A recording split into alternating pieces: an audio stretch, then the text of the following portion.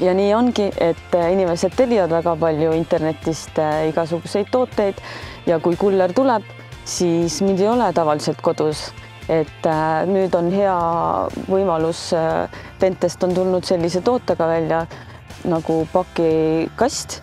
Kasutamine on väga lihtne, kuller tuleb, paneb paki siia sisse, pakk kukub alla ja pererahvas saab selle kätte. Ja mis on tegelikult väga oluline, et siit ülevalt poolt minnes, ega seda pakki kätte ei saa. Siin tuleb selline nagu vahe, selline klapp tuleb ette. Et tõepoolest, et siia ligi pääseb ainult siis pererahvas või see, kellel on võti, näete, siit avata selle. Siin on selline pehmendus ka, et kui te tellite näiteks midagi sellist õrnakest, siis ei pea muretsema, et nüüd siin kolinal katki kukub. Aga jah, siit saab paki kätte. Ja nagu juba televaata nägi, siis tegelikult seesama pakikast ja need prügikasti ümbrised sobivad ideaalselt kokku. Et eks nad tegelikult niimoodi mõeldud ongi, et siis selle saab panna siis väljapool aeda. Täpselt siin on sees erinevad prügikonteinerid ja kõrval näiteks siis pakikast.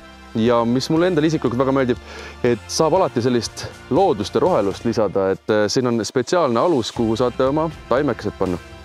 Pakikaste on 2 erinevat suurust, see on siis väiksem eksemplar ja siin on olemas ka siis selline klassikaline postkast, kuhu siis postiljonid saavad tulla teile näiteks teie tellitud väljaanded.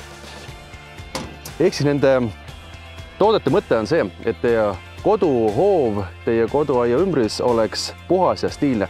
Ei pea enam olema sellised suured plastikust prügikonteineritel värava ukse ees, saab palju ilusamad.